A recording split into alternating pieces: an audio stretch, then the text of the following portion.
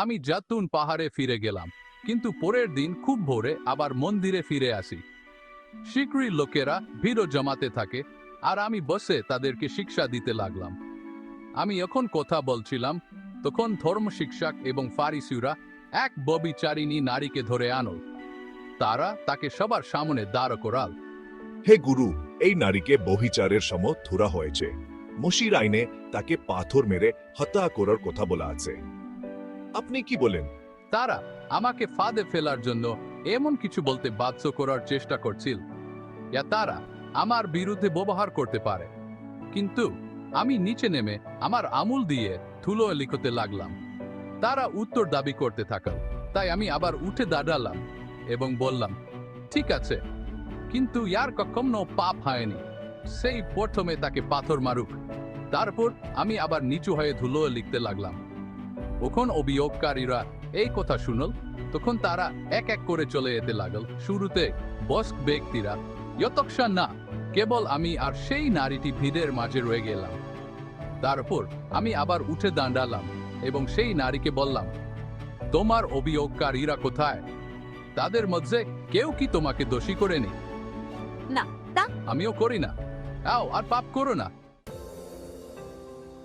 আমি আবারও লোকেদের উদ্দেশ্যে বললাম, আমি জগতের আলো। তোমরা যদি আমার পিছনে পিছনে চলো, তাহলে অন্ধকারে হাঁটতে হবে না, কারণ তোমাদের কাছে সেই আলো থাকবে যা জীবনে পরিচালিত করে। তুমি তো নিজের সম্পর্কে এই দাবি করছ। এই ধরনের সাক্ষ্য গ্রহণীয়কে নয়। আমি উত্তর দিলাম, আমি নিজের সম্পর্কে এই দাবি করলেও এটি সত্য, কারণ আমি জানি আমি কোথা থেকে এসেছি এবং কোথায় আসছি। কিন্তু তোমরা আমার সম্পর্কে এটা জানো না। তোমরা মানুষের মানদণ্ডে আমার বিচার করো, কিন্তু আমি কারো বিচার করি না। আর যদি করতাম, তাহলে আমার বিচার সব দিক দিয়ে সঠিক হত, কারণ আমি একা নই। আমাকে পাঠানো পিতা আমার সাথে আছেন। তোমাদের নিজস্ব আইনে বলা আছে যে যদি দুইজন ব্যক্তি কোনো বিষয়ে একমত হন, তাহলে তাদের সাক্ষ্য সত্য হিসেবে গ্রহণ করা হয়। আমি একজন সাক্ষী, আর আমাকে পাঠানো আমার পিতা অন্যজন। তোমার বাবা কোথায়? আমি বাকওয়া করলাম, যেহেতু তুমি জানো না আমি কে, তুমি জানো না আমার পিতাকে। তুমি যদি আমাকে জানতে, তাহলে তুমি আমার পিতাকেও জানতে। মন্দিরের ভান্ডার নামে পরিচিত স্থানে শিক্ষা দেওয়ার সময় আমি এই কথাগুলি বলেছিলাম, কিন্তু আমাকে গ্রেপ্তার করা হয়নি, কারণ আমার সময় এখনো আসেনি। পরে আমি তাদের বললাম, আমি চলে আসছি। তোমরা আমাকে খুঁজবে, কিন্তু তোমাদের পাপের মধ্যেই মারা যাবে। আমি এখানে আসছি, তুমি সেখানে যেতে পারবে না। সে কি আত্মহত্যার পরিকল্পনা করছে? হ্যাঁ, আমি এখানে আসছি, তুমি সেখানে যেতে পারবে না, এর অর্থ কি?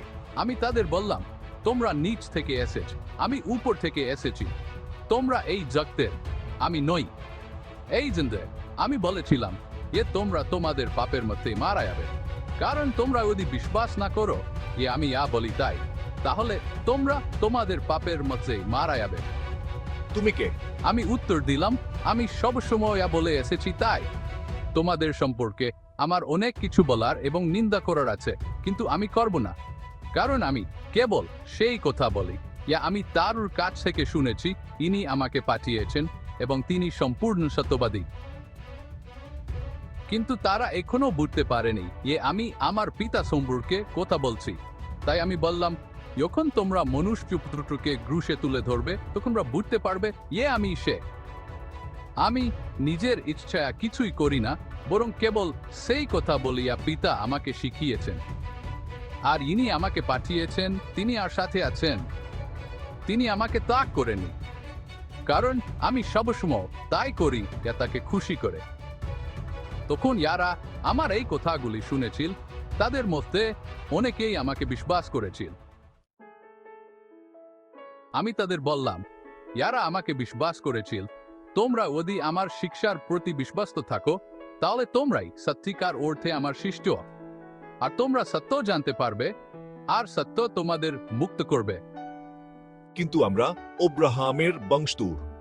আমরা কখনো কারো কাছে দাস ছিলাম না। তোমরা মুক্ত হবে বলতে তুমি কি বোঝাতে চাইছো? আমি তোমাদের সত্য বলছি, কেউ পাপ করে সে পাপের দাস। একজন দাস পরিবারের স্থায়ী সদস্য নেই, কিন্তু একজন পুত্র চিরকাল পরিবারের অংশ।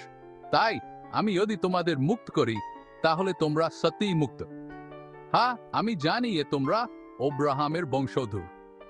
তবুও তোমাদের মধ্যে কেউ কেউ আমাকে হত্যা করার চেষ্টা করছে, কারণ আমার বার্তার জন্য তোমাদের হৃদয়ে কোনো স্থান নেই। আমি তোমাদের সেই কথা বলছি যা আমি আমার পিতার সাথে থাকাকালীন দেখেছি, কিন্তু তোমরা তোমাদের বাবার উপদেশ অনুসরণ করছো। ওব্রাহাম আমাদের পিতা না, কারণ তোমরা যদি সত্যি ওব্রাহামের সন্তান হতে, তাহলে তোমরা তার উদাহরণ অনুসরণ করতে। পরিবর্তে তোমরা আমাকে হত্যা করার চেষ্টা করছে, কারণ আমি তোমাদের সত্য বলেছি যা আমি ঈশ্বরের কাছ থেকে শুনেছি। ওব্রাহাম কখনো এমন কাজ করেননি। না, তুমি তোমার আসল বাবার অনুকরণ করছো।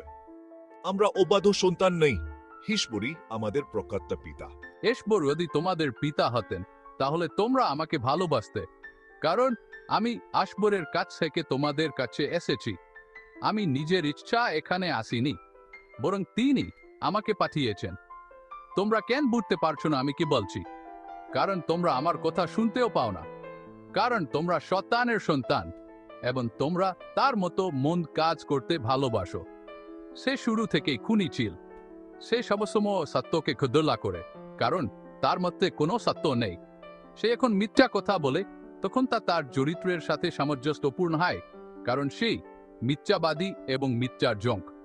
তাই এখন আমি সত্য বলি, তখন তোমরা স্বাভাবিকভাবেই আমাকে বিশ্বাস করো না। তোমাদের মধ্যে কে সত্যি আমাকে পাপের জন্য অভিযুক্ত করতে পারে? আর এহেতু আমি তোমাদের সত্য বলছি, তোমরা কেন আমাকে বিশ্বাস করো না?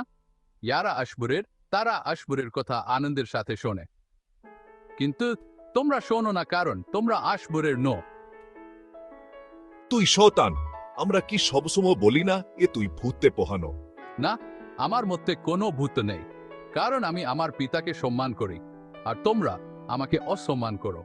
যদিও আমার নিজেকে মহিমান্বিত করার ইচ্ছা নেই, ঈশ্বর আমাকে মহিমান্বিত করবেন। তিনি প্রখ্যাত বিচারক। আমি তোমাদের সত্য বলছি, এ কেউ আমার শিক্ষা পালন করবে, সে কোনো মরবে না। এখন আমরা জানি তুই ভূতে পোহানো। এমনকি ওব্রাহাম এবং নবীরাও মারা গেছেন, কিন্তু তুই বলছিস যে কেউ আমার শিক্ষা পালন করবে, সে কখনো মরবে না। তুই কি আমাদের পিতা ওব্রাহামের চেয়েও বড়? তিনি মারা গেছেন এবং নবীরাও মারা গেছেন। তুই নিজেকে কি মনে করিস?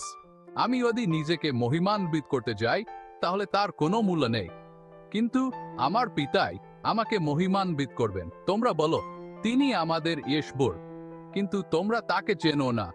আমি তাকে চিনি। আমি যদি অন্য কিছু বলতাম, তাহলে আমি তোমাদের মতোই মিথ্যাবাদী হতাম, কিন্তু আমি তাকে চিনি এবং তার বাধ্য হই। তোমাদের পিতা অব্রাহাম আমার আগমনের প্রত্যাশায় আনন্দিত হয়েছিলেন। তিনি এটা দেখেছিলেন এবং আনন্দিত হয়েছিলেন। তোমার বয়স তো 50 বছরও হয়নি। তুমি কিভাবে বলতে পারো হে তুমি অব্রাহামকে দেখেছ? আমি তোমাদের সাথেও বলছি, অব্রাহামের জন্মের আগে থেকেই আমি আছি। এ কথা শুনে তারা আমাকে পাথর মারার জন্য পাথর তুলে নিল, কিন্তু আমি তাদের কাছ থেকে লুকিয়ে মন্দির থেকে চলে আসি।